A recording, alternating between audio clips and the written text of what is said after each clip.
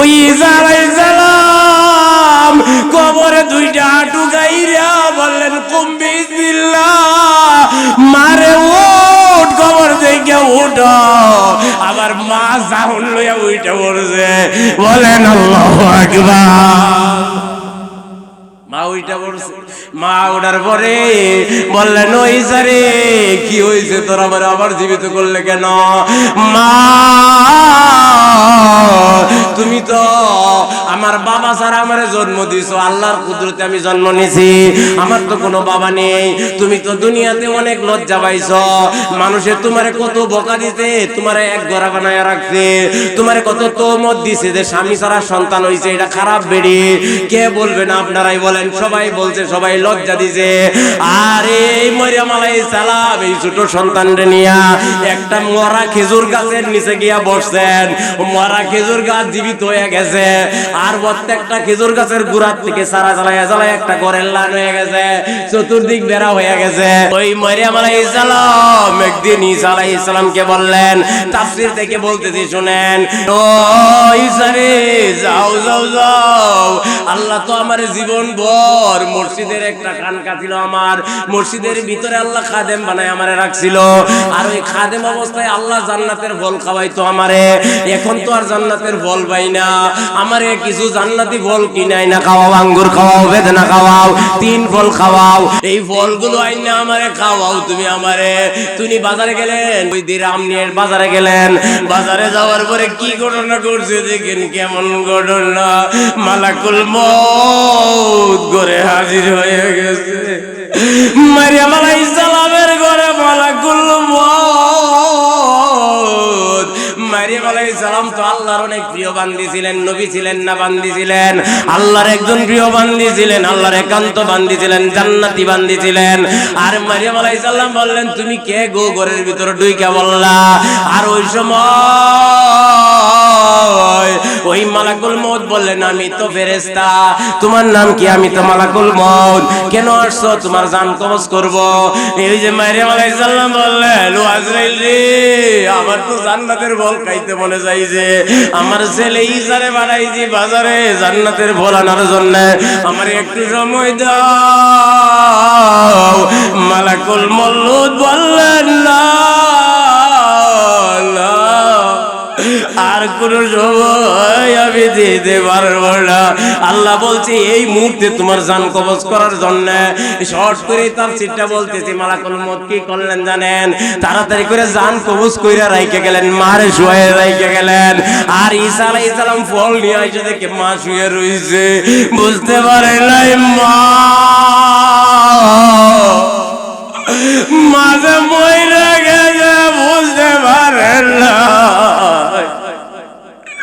কি বলবো, মার ওয়াজ কি করবো বাবা, কত বরজ তো জানলাম, মার খেদমত করা ও বরজ, একটা বরজের অন্যতম বরজ যে মারে ভাইজ,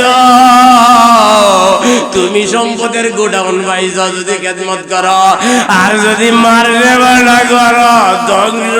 আমি বলি নাই, তাফসীরে আসছে একটা একটা সূরার তাফসীরে আসছে, ওই যে নবীজি একদিন সাহাবীদেরকে বললেন, ও সাহাবীরা রে, এক শ্রেণীর লোক জান্নাতেও যাইতো না, জাহান্নামেও যাবে না, তাইলে কোথায় যাবে? নবীজিরে প্রশ্ন করলেন, নবী গো কি বলেন এটা, জান্নাতেও যাবে না জাহান্নামেও যাবে না, তে কোথায় যাবে? আরব নামক প্রান্তরে জেলখানায় বন্দী থাকবে। ওই এক প্রকার লোক কারা? আমরা তো জানি হাসরের ময়দানে 2 ভাগে মানুষ ভাগ হয়ে যাবে, একটা জান্নাত একটা জাহান্নাম। আর আপনি বলতেছেন 3 ভাগে ভাগ হইবে। নবীজি বললেন, সাহাবারা, মানুষ 3 ভাগে ভাগ হইবে, এক শ্রেণীর লোক জান্নাতে যাইবে, আর এক শ্রেণীর লোক জাহান্নামে যাইবে, আরেক শ্রেণীর লোক জাহান্নামে যাইবে। তখন নবীজি বললেন, ও সাহাবীরা, জানো কারা জাহান্নামেও যাইবে না জান্নাতেও যাইবে না? আরব নামক প্রান্তরে থাকবে, এরা জেলখানায় বন্দী থাকবে। একটা কাজ করার কারণে এরা রোজা করবে, ওয়াজ করবে, যাকাত দিবে, নামাজ পড়বে, আমলের পাহাড় জমাইবে, দুনিয়ার মাতা পিতার সেবা করবে। মাতা পিতার সেবা না করার কারণে বারবার পরিবার ইবাদত কইরাও জান্নাতে যাইতে পারবেন না। আরব নামক জেলখানায় বন্দী থাকবে। আর তাফসীরে আছে আরব নামক জেলখানাটা কত দূরে জান্নাত থেকে? 500 মাইল দূরে। 500 মাইল একটা লোক 500 মাইল গেলে যতটুকু যাইতে পারবে এত দূরে। সূরা আরাফে এই হাদিসটা আনছেন, সূরা আরাফের তাফসীরে এই হাদিসটা আনছেন, নবীজির হাদিস। ও বাবা, এলাকার যুবক কিশোর কিশোরী যারা মা বাবারে পাইছো, তোমরা 4 ভাই আছো, 2 ভাই আছো, 3 ভাই আছো, 5 ভাই আছো, তুমি বেশি সেবা করার চেষ্টা করবা। তুমি যদি আমেরিকাও থাকো, বিদেশেও থাকো, যেই প্রকারে হোক তোমার সেবা যেন সব চাইতে বেশি হয়, না হইলে কিন্তু তুমি জান্নাতে যাইতে পারবা না।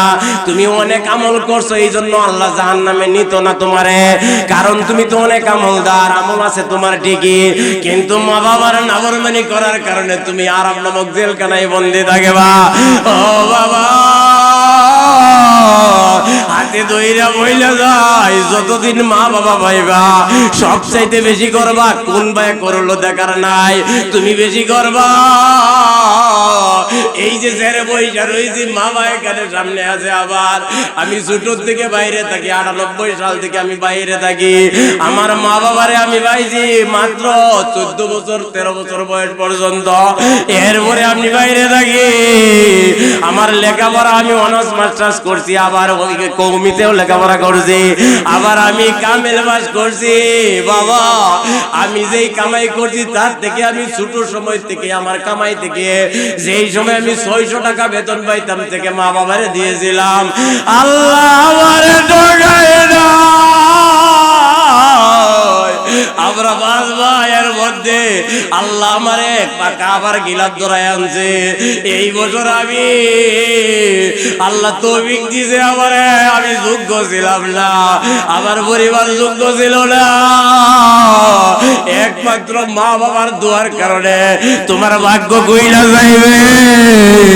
মা বাবার সেবা করো। মা বাবা হলো সম্পদের গোডাউন, জান্নাতের গোডাউন। নবীজি বলছেন মায়ের পায়ের তলে জান্নাত সন্তানের। মা যদি তোমার প্রতি গুসা করে, নবীজি বলেছেন কোন সন্তান যদি মার প্রতি রাগ করে, মা যদি সন্তানের প্রতি গুসা করে, রাগ করে, আর যদি মা যদি কষ্ট পায়, যেই দিন কষ্ট পাইলো ওই দিন সারা দিন 24 ঘন্টা জাহান্নামের 7টা দরজা খোলা থাকে ওই ব্যক্তির জন্য। মা যদি কষ্ট পায়, যেই দিন কষ্ট পায় যেই সন্তানের জন্য, ওই সন্তানের জন্য নবীজির হাদিস, সহিহ হাদিস, কোন বইয়ে কোন আলেম নাই হাদিসটা জানে না। জাহান্নামের 7টা দরজা খোলা থাকে সারা দিন। ওই মা বাবা যদি কষ্ট পায়, ওই দিন যদি ওই সন্তানটা মারা যায়, তাইলে ডাইরেক্ট জাহান্নাম, ডাইরেক্ট জাহান্নাম। দলিল নাই, দলিল নাই, এইটা কাতিও সবুত দলিল দ্বারা প্রমাণিত। কারণ হাদিসটা মারবো, হাদিসটা মারবো, হাদিসটা মুতাওয়াত্তির, হাদিসটা সহিহ। আর যদি ওই সারা দিন 24 ঘন্টা মাথা ভিতরে সেবা কইরা খুশি রাইখা সন্তান মারা যায়, আল্লাহ রাসূল বলেছেন জান্নাতের 8টা দরজা খোলা থাকে। আর মা খুশি, বাবা খুশি, জান্নাতের দরজা খোলা, মইরা গেলে সাথে সাথে ওই সন্তানটা জান্নাতি হয়ে যায়। বলেন সুবহানাল্লাহ। তাই হাতে দইরা পায়ে দইরা বইলা যায়, মা বাবার সাথে বেয়াদবি কইরেন না। মা বাবার কারণে আপনি অনেক উপরে উঠতে পারবেন, আল্লাহ তুলবে আপনারে, কত শিখর উপরে তুলবে আল্লাহ জানে, আল্লাহ জানে। আপনি কখনো মা বাবারে কষ্ট দিবেন না। এক সাহাবী আয়েশা বললেন, ও নবীজি, আমার মা তো কাফের, আমি কি করব, আমি কেমনে সেবা করব? তাও বললেন, তুমি কাফের, তোমার মা তোমার বাবা, তুমি সেবা করবা তোমার মা বাবার সাথে, কখনোই বেয়াদবি কইরো না। কেন আমাদের দোয়া কবুল হয় নাই? দোয়া করি কেন কবুল হয় না? কারণ জানেন? কয়েকটা কারণ বলি, শুনেন। কয়েকটা কারণ বলি, ওয়াজ তো শুনতে আসছেন, একটু শুনেন। ও বাবা, হারাম খাইলে দোয়া কবুল জীবনেও হবে না। আপনার শরীরে যদি হারাম ঢুকে আর জীবনে দোয়া কবুল হইবে না, দোয়া কবুল হবে না। উকুকুল ওয়ালিদাইন, পিতামাতার অবাধ্য সন্তানের দোয়া জীবনেও কবুল হবে না। আপনি দোয়া করবেন, একটা দোয়াও কবুল হবে না, একটা দোয়াও কবুল হবে না। ও বাবা, জালেম বাদশার দোয়া কবুল হবে না। জালেম বাদশা, যেই বাদশা জুলুম করে অত্যাচার করে, এর দোয়া কবুল হবে না। ও বাবা,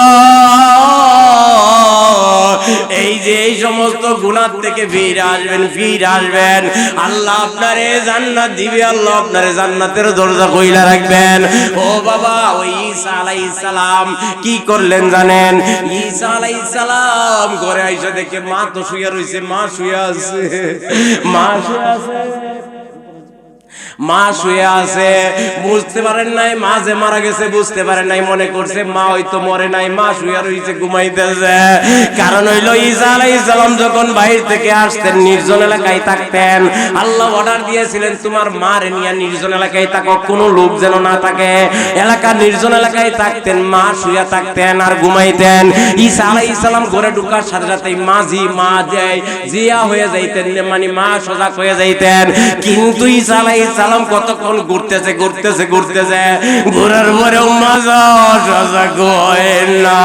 না হওয়ার কারণে নবী তো বুঝে বলছে, আল্লাহ গো, আমার মা তো জীবনও এরকম করেন না, আমার মা তো এরকম করে না, আমার তো ভাই নাই, বোন নাই, বাবা নাই, আমি তো বাবা ছাড়া জন্ম নিয়েছি, আল্লাহর কুদরতে জন্ম নিয়েছি, আমার তো কেউ নাই মারে ছাড়া। মা তো আমি ঘরে ঢুকার সাথে সাথেই সজাগ পায় বলা, কিন্তু আজকে কেন সজাগ পাইতেছে না, কারণটা কি?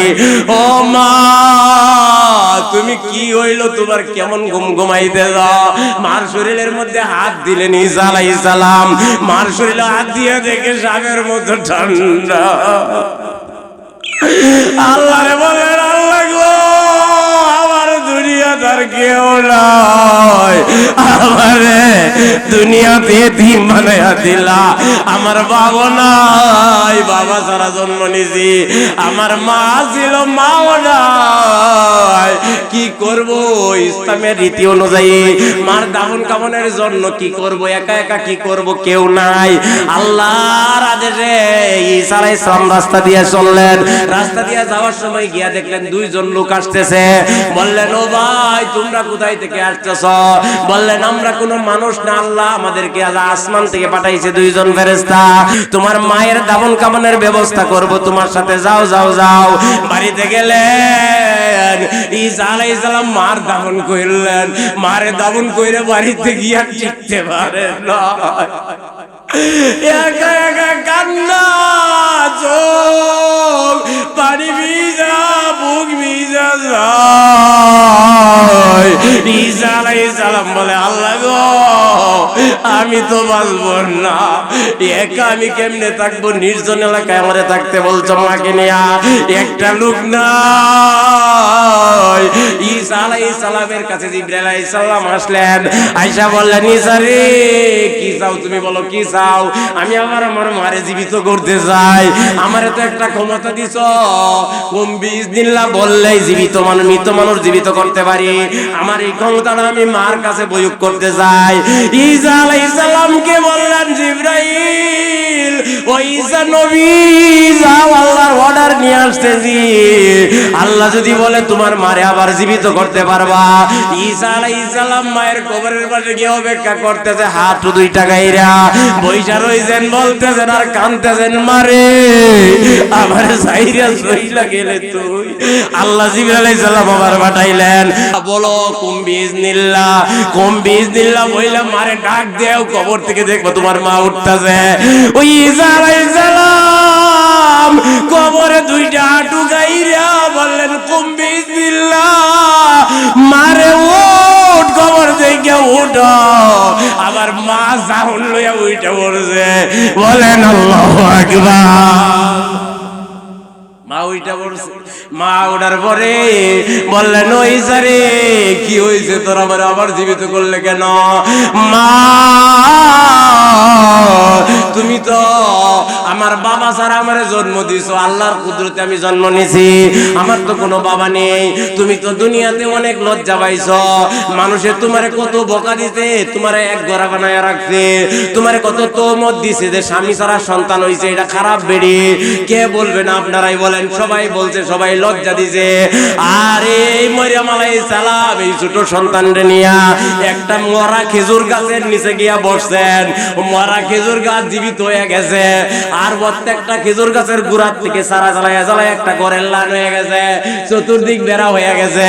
ওই ছোট বাচ্চারে নিয়া আল্লাহ খেজুর খাওয়াইছে আর পালছে ওইখানে। এটা লম্বা ঘটনা, বলবো না তাফসীর থেকে, ওইখানে আমার বিষয় না।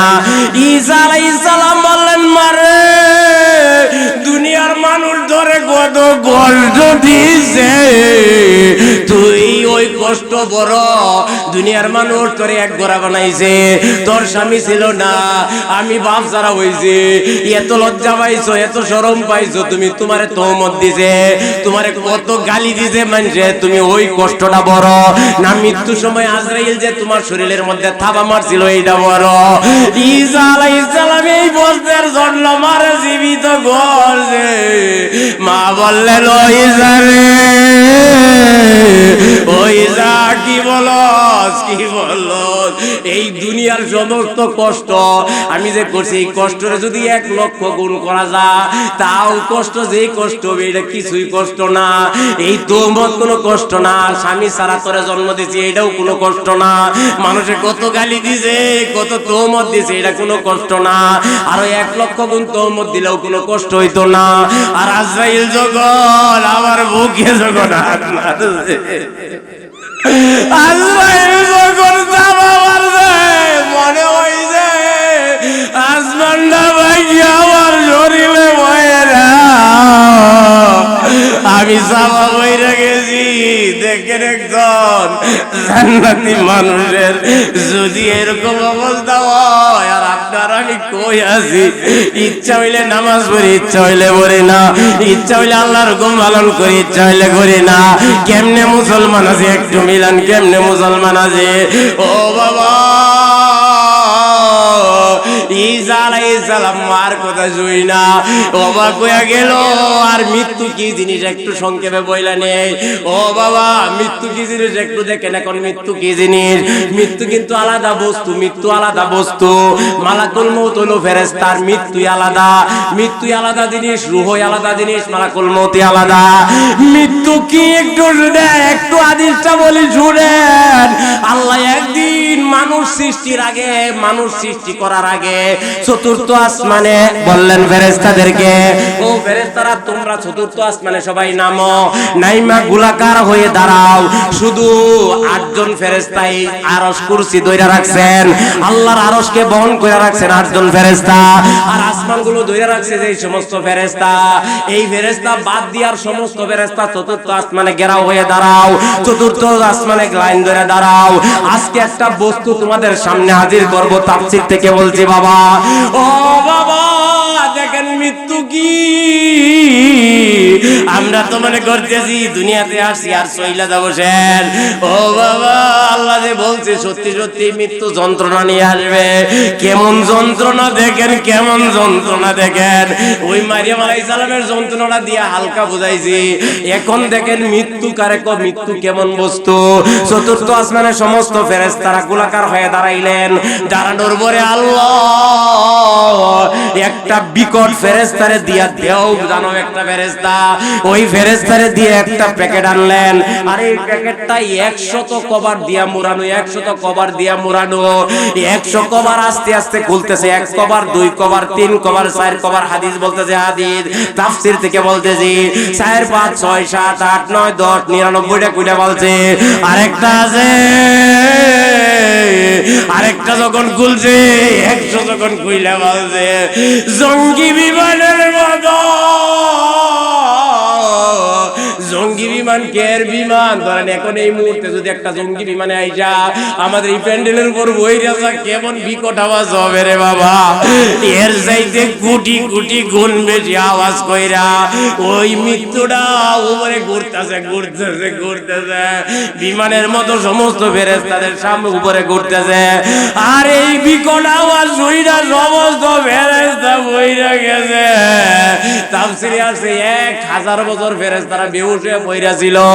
মালাকুল মউত আজরাইল, আজরাইল, ইসরাফিল সমস্ত ফেরেশতা যত বড় বড় ফেরেশতা আছে সমস্ত ফেরেশতা চতুর্থ আসমানে 1000 বছর অজ্ঞান হয়ে পড়া ছিল। আল্লাহ 1000 বছর আবার জীবিত আবার তাদেরকে জ্ঞান ফিরাইয়া দিলেন। জ্ঞান ফিরাইয়া বললেন এই তোমাদের কি হইল, কে কেন তোমরা অজ্ঞান হয়ে পড়া গেলা? আল্লাহকে বললেন আল্লাহ গো এটা কি দেখাইলা, ইয়ে তো বিকট, ইয়ে তো বিশ্রী, ইয়ে তো বিশ্রী চেহারা দেখলে অজ্ঞান হয়ে 1000 বছর বইরা ছিল ফেরেশতারা। ইয়ে তো বিকট চেহারা, এটা কি? আল্লাহ আল্লাহ বললেন এইটাই মালা, এইটাই হইলো মৃত্যু, এইটাই মৃত্যু। আল্লাহকে প্রশ্ন করলেন ফেরেশতারা আল্লাহ গো পৃথিবীতে এর চাইতে আরো ভয়ানক ভয়ানক কোন চেহারা সৃষ্টি করছো কিনা? আল্লাহ বললেন না রে, পৃথিবীতে এর চাইতে ভয়ানক কোন চেহারা সৃষ্টি করে নাই। তারপরে মালাকুল মউতরে বললেন ও মালাকুল মউত আজরাইল ডান হাতটা প্রসারিত করো, তোমার ডান হস্ত প্রসারিত করো, ডান ডানাটা প্রসারিত করো, আর ওই মৃত্যুটারে ধরো, হাত দিয়া ধরো। মালাকুল মউত প্রথমে বললেন আল্লাহ গো আমি ভাই যাব না, এই মৃত্যুরে আমি ধরলে আমারেও লইয়া ঘুরবো, আমি পারবো না। আর বুঝতে পারেন মালাকুল মউত কেমন বড় জানেন, একটা সাগরের পানি যদি মালাকুল মউতের এই মাথার মধ্যে দেন এক ফোঁটা পানিও নিচে পড়বে না, এমন ভয়ানক। আর এই মৃত্যুটারে ধরার জন্য সাহস করলেন না। আল্লাহ বললেন ও মালাকুল মউত যাও, আমি তোমারে সাহস দিচ্ছি, আমি তোমারে আরো ডাবল শক্তি বানাইয়া দিচ্ছি, আমি তোমারে আরো বেশি পাওয়ার বাড়াইয়া দিচ্ছি। তোমার ডান হস্ত তোমার ডান ডানা প্রসারিত করো আর এটারে মুষ্টিবদ্ধ করো। যখন ধরে ফেললেন তখন এই মৃত্যুটা হাতের মধ্যে আইসা পড়লেন। আর মালাকুল মউত বলেন আল্লাহ গো এই মৃত্যু কেমনে সহ্য করবে? যার মৃত্যু হবে দুনিয়াতে এরা কেমনে সহ্য করবে? তাই বাবা দইরা বইলা যায়, মৃত্যুর আগে